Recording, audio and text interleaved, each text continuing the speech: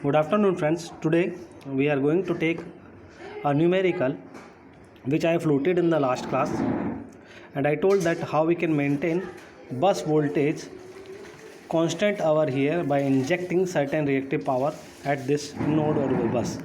Now this question is as follow. Just I'll go through it. Figure shows a three-phase 33 kV lines feeding a per phase load of 10 megawatt.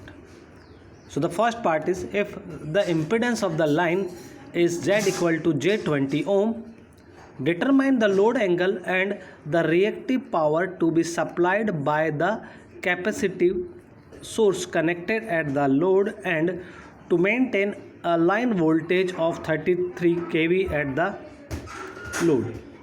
The second is, if the capacitive source is removed, what is the maximum real power load can be supplied?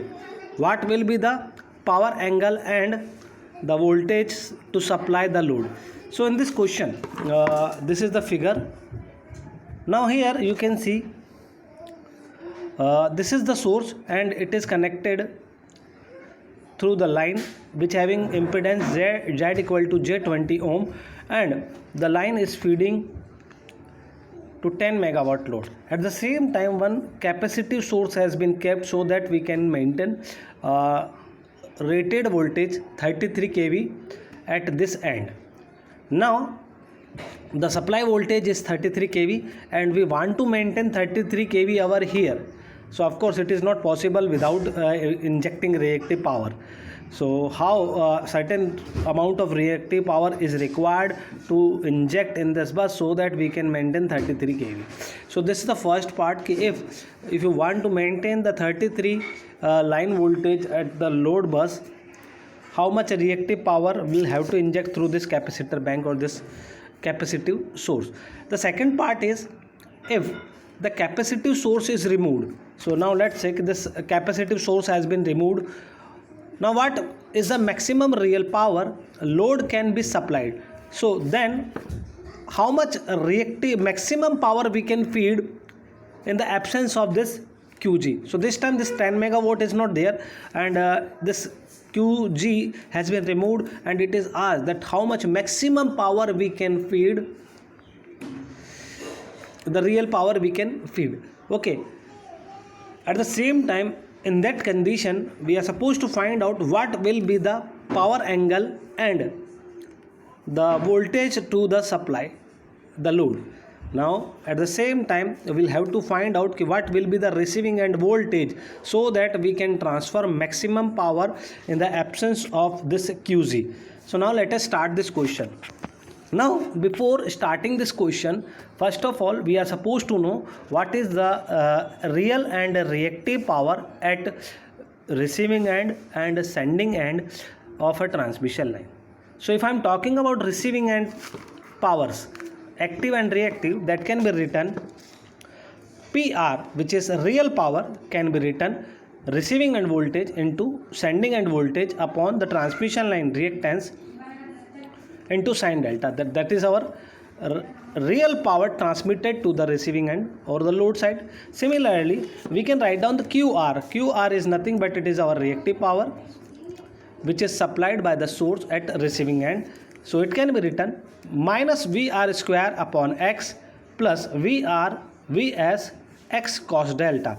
So these are the two formula which are required to solve this question. Now in the first part of that question, it is asked that we want to maintain 33 kV. Okay, at load bus. So here I am interested to maintain 33 kV. So how to solve this question? So first of all you just have a look on this formula. Now we have to find out this QR. Okay, so how much QR is required at this end so that we can maintain 33 kV. So we'll have to calculate this QR. Okay, now let us move ahead. Now first of all, as we know, these both formulas are dealing on the phase quantity. So I have to convert line voltage into phase quantity. So Vs, which is 33 kV, and Vr, which we want to maintain 33 kV, it will become line phase quantity will become 33 upon root 3 equal to 19.0526 kV. Okay, now the maximum power can be written.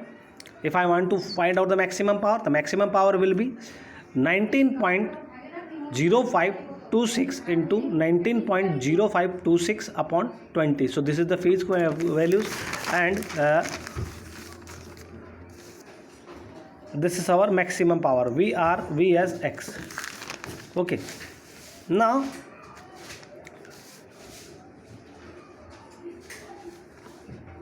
so the 18.15 megawatt will be the maximum power. Now just basis of this we can calculate the sine delta. So it can be written sine inverse 10 by 18.5, which will give me 33.433 degree of power angle. Okay, so now first I have calculated the maximum power, and then I have calculated power angle. Now based on the delta we can calculate the reactive power at receiving end. So in this formula you can see it is given to us, because we are supposed to maintain 33 kV. X is given, VR is given, VS is given, X is given. Now cos delta, so the delta we have already obtained.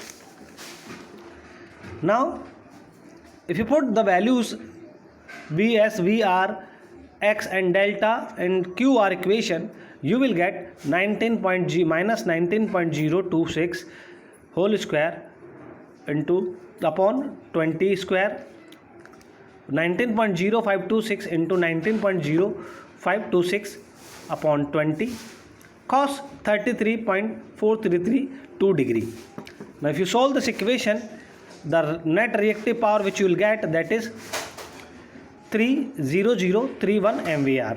Now it means what? We can say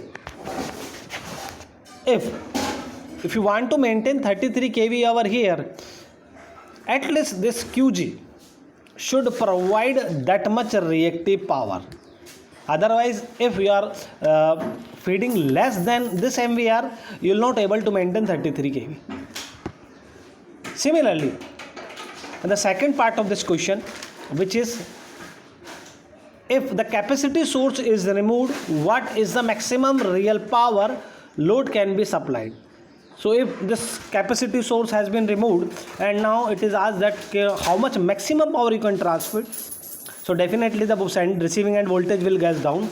So we have to calculate what is the value of VR. Similarly, the delta will get changed. Okay, and what will be the value of power angle? What will be the power angle and voltage to supply the load?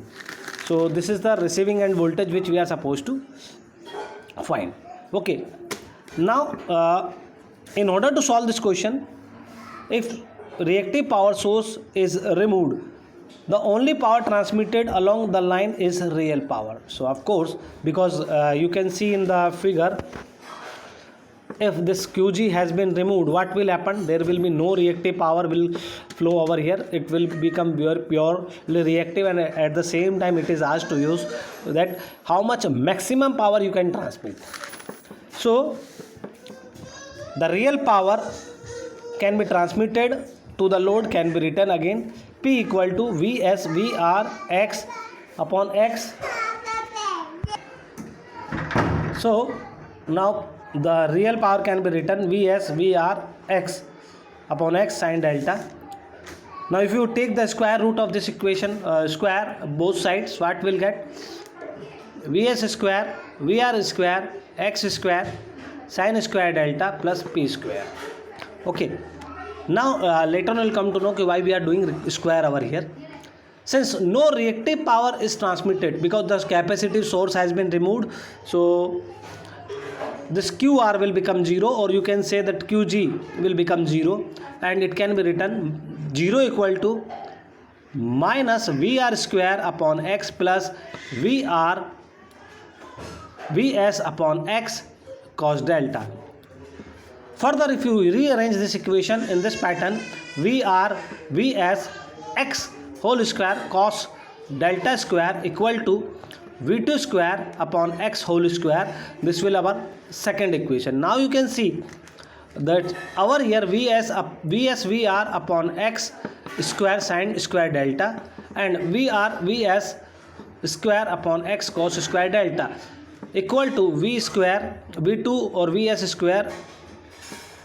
Okay, now what we can do, we can eliminate this delta from the equation 1 and 2 by adding them together. So if you add them together, what will happen, we will get v raised to power 4 minus vs square vr square x square p square equal to 0. Now let us assume vr equal to v equal to, let us assume v equal to vr square. So this is fourth order equation. Now what we are doing, by assuming this term v equal to v square vr square, will make it quadratic equation. So you can see it will become v square minus vs, we are putting the value of supply voltage, that is 16.0526 whole square, v plus the value of x, that is 20, and square 400, p square equal to 0. Now the value of v will become, if you are finding the solution of this equation, what we will get, 19.0526 whole square plus minus under root 19.05264 minus 4 into 400 into p square upon 2. Now here we having one equation and two variable, one is v and another is p, because both are known to us. So we have started from four variable and three equations. Okay, now we have came one equation and two variable.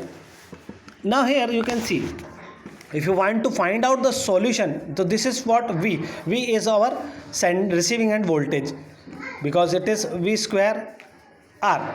Okay, so if you want to calculate v, this under root term must be positive, or it should be greater than, or it what should happen, this v should be real, actually it cannot be imaginary. Okay, now if this equation having a real solution, what will happen, this under root term must be 0, b square minus 4ac. So this term 19.05264 raised to 4 minus 4 into 400 p square equal to 0.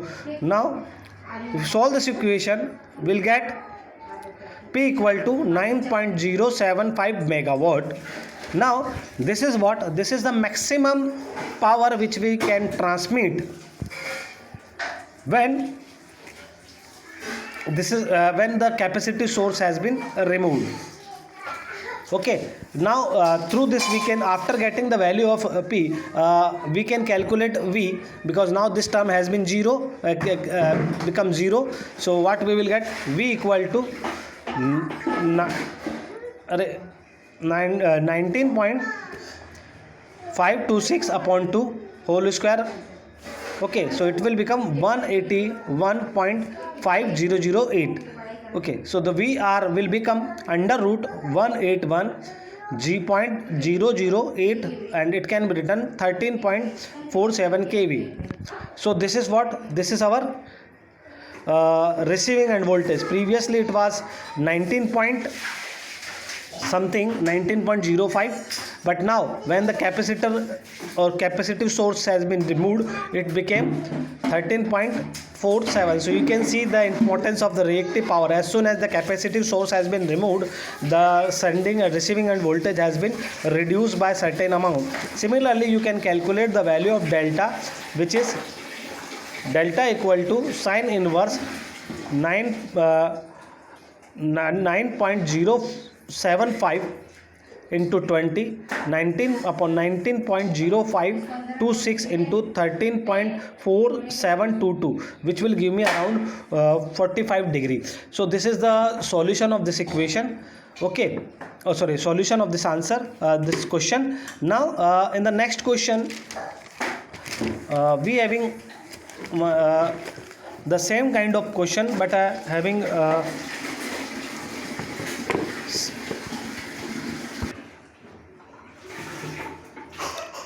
Then the next question, just I'll go through. Figure shows a bus bar D connected to three bus bars A, B and C. So this is the figure A, B and C, D. Okay. The three bus bar A, B, C bus bar A and B operate at 220 while C and D operate at 132 kV. So here you can see this bus bar A and B is operating at 220 kV while this D and C is operating at 132 kV. The transformer reactance are on 200 MVA base. So the transformer reactance which is shown over here are